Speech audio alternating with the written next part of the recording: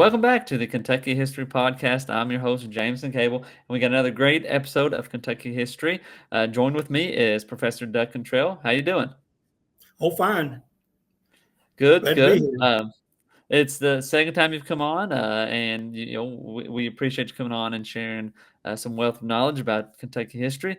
And today is a great topic. One of my favorite historical Kentucky people that we're going to talk about, Cassius Clay.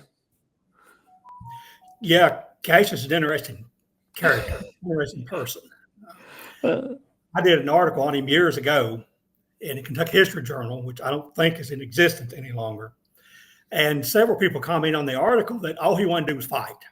And well, he did fight, but that's not really all he wanted to do. He didn't start most of the fights he was in. He defended himself.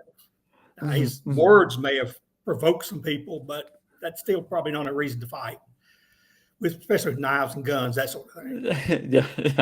yeah. And when people think about Cassius Clay, most people, when they hear the word Clay, they think of Henry Clay.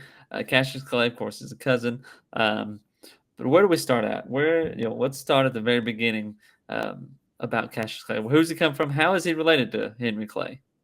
Well, they were cousins. His father was Green Clay. Cassius's father was Green Clay, who was cousin to Henry Clay. So Cassius was, I think, a first cousin once removed. Now, I don't quite understand what that means exactly. I've heard it all my life, but they were first cousins. Green and Cassius were first cousins. I'm sorry, Green and Henry were first cousins, and Cassius then was first cousin once removed. And Green Clay was Cassius's father was an interesting character. He fought in both the Revolutionary War and the War of 1812. Yes, Greene County. Greene County is named after him. He was a prominent politician in Kentucky who actually ran for governor. He lost, and that sort of ended his political career. But Cassius tried to follow in his footsteps, and Cassius was born in October 9th, 1810, at Claremont, which was the home of Green Clay. Now, Claremont became Whitehall. Okay. After Cassius got control of it, but it was initially called Claremont, and it went from, I think, 8 rooms when it was Claremont to 44 rooms when it became Whitehall. So Cassius added to it substantially. Yeah. Green Clay was, some people say, there's really no way of knowing for sure, but some people think he was the richest person in Kentucky for a while.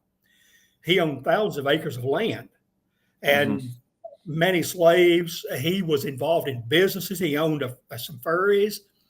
He owned some manufacturing establishments, iron works, I think, early on. He was very wealthy, and Cassius inherited most of that. Yeah.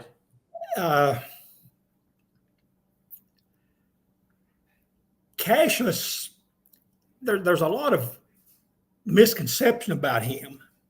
If you look at a lot of sources, they'll say he was an abolitionist. He wasn't. He was an emancipationist. He was a friend to Abraham Lincoln. He was Lincoln's ambassador to Russia during the Civil War, but he tried to have a political career of his own, but it didn't really, well, it was somewhat successful, but not real successful either in terms of what he wanted to be. But he was an interesting character. Yes, and I mean, there's a lot of stories that, especially if you just are interested in Kentucky history, well, you will hear some very outlandish, wild tales of Cassius Clay. So where does his when you say he's an abolitionist, he's an emancipationist, what do you mean by that? Well, an abolitionist was more radical. An emancipationist was more conservative. An abolitionist wanted to end slavery by any means possible immediately, with no financial compensation to owners of slaves. An emancipationist was a gradualist. They wanted generally to end slavery gradually over maybe a 25, 30, 40, 50, 75-year time period. And they proposed to financially compensate any slave owner whatever the value of a slave was at the time when the slave had to be set free. And most emancipationists wanted to end slavery, and Clay fell into this category by freeing female slaves once that female became 21 years of age. And that would have over 40 or 50 years pretty much ended slavery, because the law provided for the status of the female determining, or the status of the mother determining the status of the offspring. So if your mother was a slave, your status was legally a slave. It didn't matter whether your father was a slave or not. If your father was a slave, you were not necessarily a slave. But if your mother was, so if you free every female slave at the age of 21, then over a long period of time, every child born to that woman after she's 21 is free. And Cassius proposed this kind of emancipation plan. And Abraham Lincoln was an emancipationist. He was not an abolitionist either. That's why he and Clay got along so well, I think. They both wanted to end slavery gradually. And emancipationists also believed that either local or that slavery had to end through local law, because Cassius and others believed that since states had, our state legislatures had made, or state constitutions had made or had legalized slavery in places like Kentucky, they'd had to be local law or state law, state constitutions that had to end slavery. And abolitionists simply were willing to end slavery by civil war if necessary, or they were willing to end slavery by a constitutional amendment. Clay, at least initially, disagreed with that, even though that's how slavery ended with the 13th Amendment. He's, until the Civil War came about, would have opposed that. Yeah, So yeah, and when I think of an abolitionist, I think of John G. Fee, and Yeah. he and Clay both are connected in Kentucky history, but he was definitely in slavery at all cost. That's how I got interested in Cassius Clay, because I went to Berea College. Yeah. And Cassius Clay donated 10 acres of land in the 1850s to John G. Fee. And Clay and Fee broke over that very issue of abolitionism or emancipationism. Clay being a gradualist or emancipationist, and Fee being an abolitionist. And so that's what caused the split between those two individuals. Of course, part of it too was Clay got in some trouble politically in Kentucky because he supported Fee, and Fee was too radical. And so Clay, I think, for political reasons, backed away from Fee because of those views.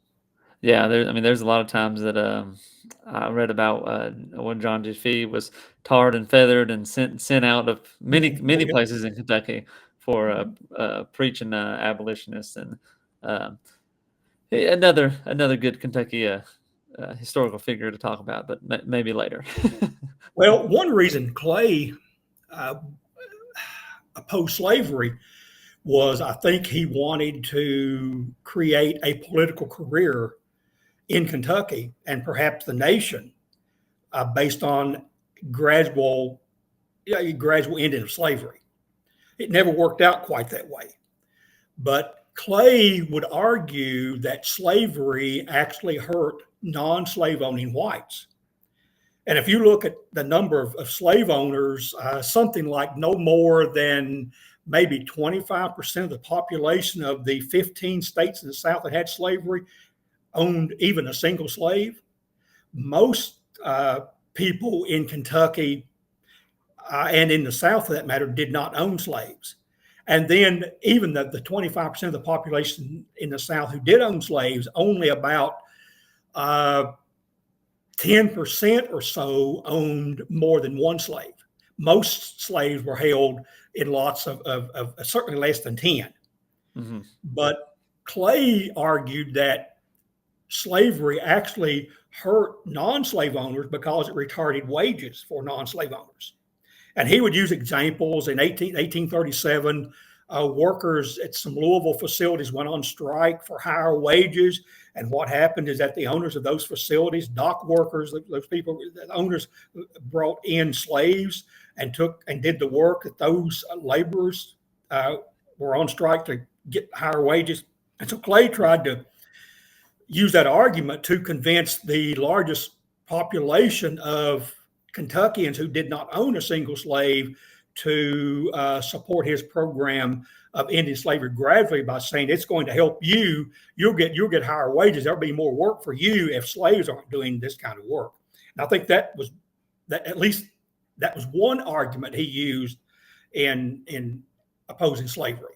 That was not the only reason. Another reason I think that he wanted to end slavery was because of racism.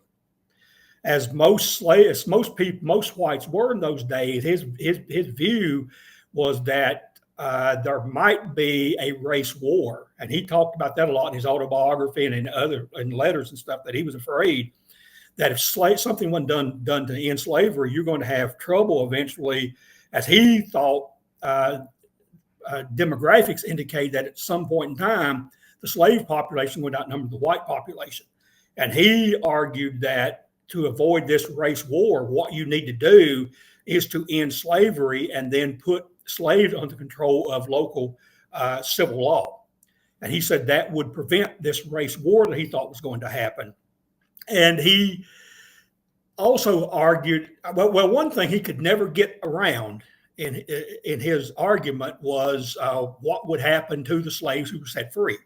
And Clay argued that those slaves would have to leave Kentucky, that the population would decrease because he said that civil law would favor whites, and the freed slaves then would probably leave Kentucky, but he could never convince non-slave owning Kentuckians that would happen. And so most of them didn't support his plans for that reason, because of fear of a race war. Yeah. He also, I think, was a businessman, and he wanted to end slavery because he thought they would provide more opportunities for industry to come into the South. Because he went to college at Yale in the 1830s. And it was there that he heard William Lloyd Garrison, the famous abolitionist, speak. And Clay said that sort of changed his mind about slavery. Although I think there were some other things before that changed his mind too. He went to Transylvania University. His father was on the board of directors of Transylvania. And Cassius went there, and he came under the influence of Alva Woods, who was president of Transylvania in the 1820s. And Alva Woods, before he left to be president of the University of Alabama in the late 1820s, I think he probably had some influence on Clay becoming anti-slavery too. But Clay said that he saw a land in New England where the soil was thin that would have been considered poor land in Kentucky and Ohio and other states. And he said that people on that land were prospering because they had factories, because they had industry, and he wanted the same thing in Kentucky because he had inherited some industry from his father when his father passed. And I think he thought that Kentucky could become a manufacturing state if slavery ended. But he thought slavery stood in the way of that because it promoted agriculture too much, and because you'd never have a tax base of workers to support industrial development in the state. And so he would argue that you want this industry, and if you get rid of slavery, that will attract industry to Kentucky. It has a population of white workers. He thought. Yeah, and now, I wondered. I raised this question: I mean, I know his father obviously owned a lot of slaves, and used that. Did he? I mean, any ill will with his father or anything? I mean, Well, I don't know. Most people think that Cassius freed all his slaves. He didn't. He kept some slaves through the Civil War. Now, he freed 44 slaves, but they were slaves he personally owned. Some of the slaves he kept because they were tied to his father's estate that he inherited, and he said he could not free those legally because they were bound to the estate. But now the 44 that he freed, he kept them if they wanted to stay as wage workers at Whitehall, at his facilities. I'm not sure there was a lot of animosity between him and his father, maybe, but his father may have died before Clay really became a well-known emancipationist too, because his father died of face cancer, skin cancer, I guess. Yeah. And it seemed like he died maybe in 1837. I'm not sure about the date, but it seemed like maybe around 1837 or so when he died. Because there's a tale that he was in bed sick, and he said his last words where he said he saw death walk through the door and he died. And I don't know a lot about Green Clay and whether there was animosity between them or not. Yeah, he's an interesting figure too, but not as much as put out there about him. I mean, he was the earlier Kentucky settler. Well, he came in, I think, in 1777, about 2 years after Daniel Boone. He was one of the early settlers. Yeah. And he may have been given land. A lot of Revolutionary War soldiers were given land in Kentucky for their service. And Green Clay probably was given land, probably. Yeah. But the whole family's politicians. They were cousins to the governor of Alabama. One of Clay's Cassius' sister married, what was it, Joshua Speed, I think, or married, and they fathered a number of Kentucky politicians and national politicians. And then there were several Clays who were politicians: Green Clay, Cassius Clay, of course, Henry Clay. Ran for president several times, and Cassius himself his name was entered into nomination in 1860 the Republican convention for the vice presidency. Now he didn't get it; Hannibal Hamlin got it, but Cassius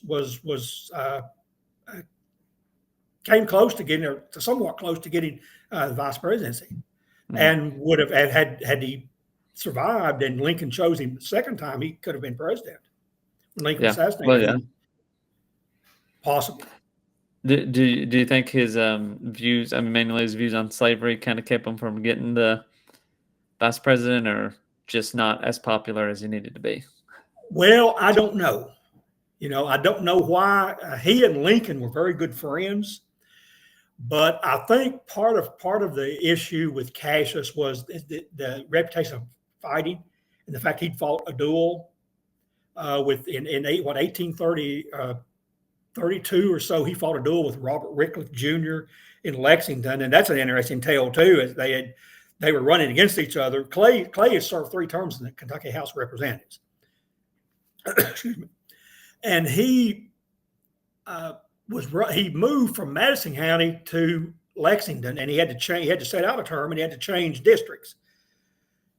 And Robert Wycliffe Jr. was the son of Robert Wycliffe Sr. They were called the senior was called the Old Duke, and Jr. the young Duke. And Clay was running against young Duke Wycliffe for his seat in the Kentucky legislature from Fayette County, and Wycliffe was the incumbent. And they got Clay. There was a Non-Importation Act that had been passed in the Kentucky legislature that prevented the importation of slaves into Kentucky from outside the state.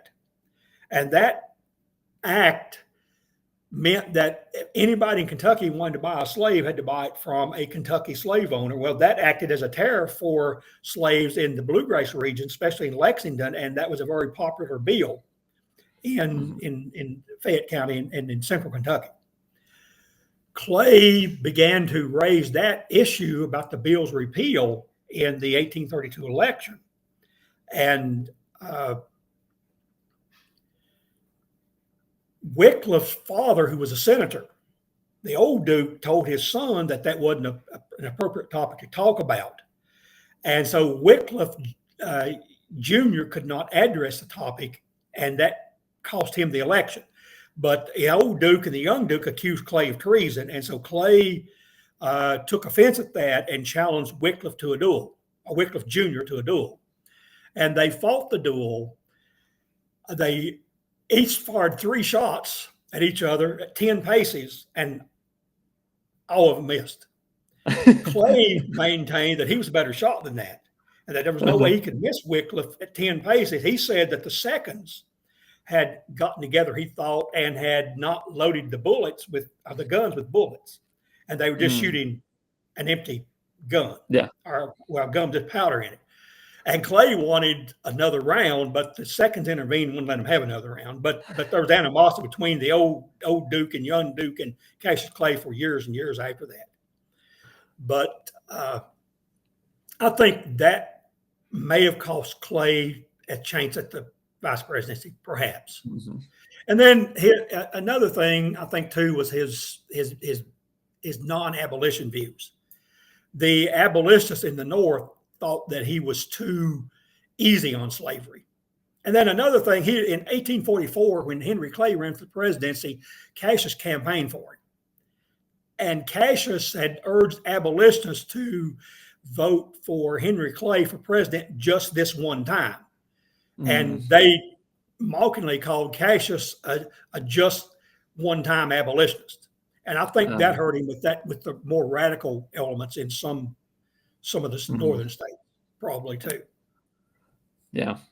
Well, and the dueling thing, that was that was, I guess it wasn't illegal just yet, but it was a pretty frowned upon thing after 1800 really. Well, Andrew Jackson fought some duels, and well, that's true. But it's still frowned upon. But that was earlier than Clay. Well, around the same time, I guess some of them were, or a little earlier. But it was more frowned upon in the North than it was in the South. Yeah, and that's probably the people. Clay was probably trying to win over more so to at least get the nomination for vice president. I mean, he was one of the founders of the Republican Party in Kentucky.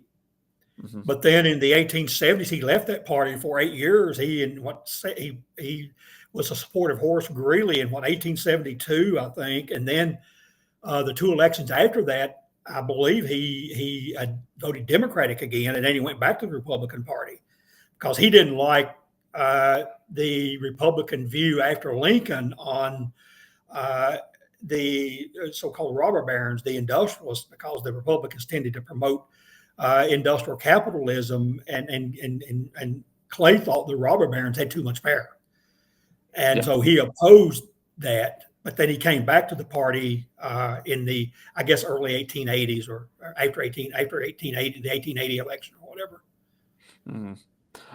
And what about there's always this story about a cannon and him. He in 1845 and 46, he established a newspaper in Lexington called the True American, and it was an emancipationist newspaper. Now, a lot of people say it was abolitionist. It was not. If you read that newspaper, and I've read it, you won't find anything advocating immediate end of slavery. Clay argued for the end of slavery because of economic reasons, and because for economic reasons, and then for economic reasons, and then he argued a gradual end of slavery, some kind of a law or amendment to the Kentucky Constitution, free female slaves to the age of 21. You won't find anything advocating for civil war. In fact, he was opposed to that. If you read that newspaper, he'd write editorials, and he called the abolitionists in the North cranks. He said the country was caught between 2 extremes. He said the abolitionist cranks in the North who would fight a civil war to end slavery, and then he said Southern radicals, radical slave owners who would fight a civil war to keep slavery. And so he didn't like either side. He was certainly a moderate. He was in the middle. But you won't find anything in that newspaper that advocated abolitionism. But some of his editorials raised hackles of slave owners in Lexington and other places. And a committee of 60, which one of Henry Clay's, I think, sons or some relation to Henry Clay was the head of that committee. And they took the newspaper and broke into it while Clay was sick with typhoid fever, and carted the press off to Cincinnati, where Clay continued to publish the press with a Lexington byline. But Clay had put cannons at the door of that press, and he'd stocked a number of rifles in the press room to protect that press from the people who might destroy it. But Clay said that there wasn't much of a fight because he was homesick with typhoid when they came and got the press, but they carted off to Cincinnati, and actually Clay sued and won. He won a verdict in his favor against Henry Clay's, I think it was his son, who was head of the Committee of 60. It was some relation to Henry. I'm not sure, some relation to him. And Clay won a lawsuit because of that. Then later in maybe 1884 or sometime in the 1880s, or maybe 1890s, he was 84 then. So it'd been 1894, I guess. He married a young woman who was the daughter of one of his sharecrop families. And she was, there are varying accounts, she could have been as young as 12. She was probably 14, 15, or 16. That you know, the census, one census record tends to indicate she was 12 years old, but most people say she was 15 or 16. And he was 84 years old, I believe. And the community found that marriage to be outlandish. And so they were threatening to not let the marriage go through. In fact, the original minister who was going to conduct the ceremony backed out. And Clay took a cannon from the top on the roof of Whitehall that was mounted there and brought it down and put it in front of the door to deter people who might come and try to take his young bride away. Yeah, well, and you might be able to get why he might be a little extreme there. Well, another interesting thing about him, he was 90 years old, and 3 burglars broke into his house in the Whitehall, and he cut one with a knife, shot the other, and ran the other one off. 90 years old. But that's a tough man. Yeah. I mean, and he at Foxtown, what was 1849, I believe, he got into a fight. There was they were trying to write a new constitution for Kentucky. And Clay had hoped that the new constitution would gradually end slavery. He was campaigning for that. Well, there was a meeting of pro-slave owners at Foxtown, I think in Madison County. Clay attended that meeting, and he spoke in opposition to the slave owners. And one man, his last name was Turner, maybe Sybil or Cyrus, I can't remember his first name. His sons attacked Clay. He had several sons there, and they attacked Clay with a knife. And Clay and that son got into a fight, and Clay stabbed him. Well, they both got stabbed. It took Clay about a year to recover from his stab wound. The Turner boy died. Mm-hmm. And then he survived an assassination attempt at, 1842, or I believe it was 1842, when the Wycliffes hired a paid killer from New Orleans, Sam Brown, to attack Clay when Clay was making a speech.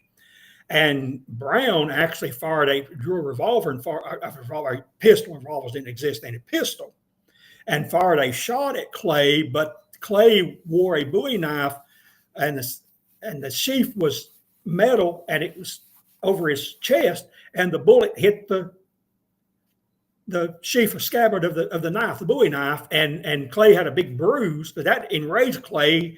He drew that Bowie knife and cut off Brown's nose, cut off his ear, gouged out an eye. And there's different accounts. Some people say Clay threw Brown over a fence and down a hill toward a creek. Mm-hmm. Others say that some of Brown's friends, to get him away from Clay, keep from Clay killing him, threw him over the fence. So I don't know who threw him over the fence, but he was hurt pretty badly. And Clay said that he ran into Brown several times afterwards, and that he tried to make amends, tried to talk with Brown, and talk to Brown about that. But he said Brown would have nothing to do with him. He said he thought Brown would like to kill him again, but he's afraid to after the first fight. I don't know. Well, yeah. No. bloody then. So. Yeah. And now was that the speech that Clay said? What did he say? I can't remember of it. It's left me, but something like he had the Bible the Bible here. I can't think of what it was. Yeah, I don't remember either. Yeah. Welcome to the Kentucky History Channel, where we strive to bring you all the Kentucky history content you want and you deserve. Kentucky is a part of all of us, and we plan on covering all the history we can, from Pike County to Fulton County, from Louisville to Harlan. Here on our YouTube channel, you can find many videos dedicated to different events, people, governors, and places in Kentucky. There's something for everybody.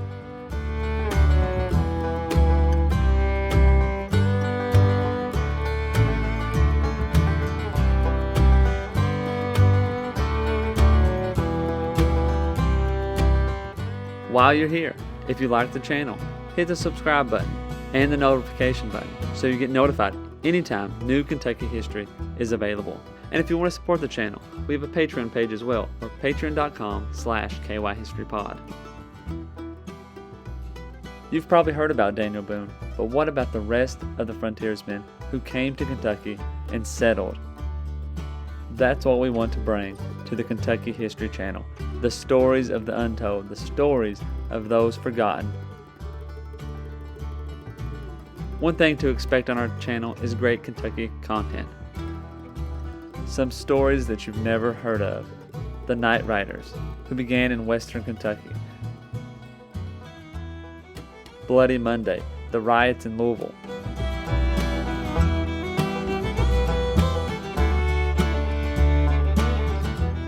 The assassination of Governor Goebel, the only governor ever assassinated in the United States. Stories from all over Kentucky, stories that are unforgettable once you've heard them. You can find out who counties in Kentucky are named after and how your county got started. From beginning to end, we plan to document every county in Kentucky, all 120. Reach out to us on all of our social media platforms.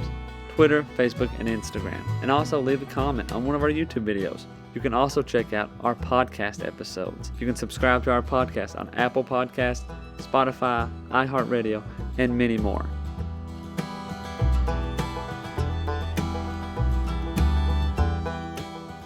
We're always seeking to find more Kentucky history so we can bring it to you. The viewers, the listeners, we want all the stories and all the events from Kentucky's great history to be told and shared everywhere.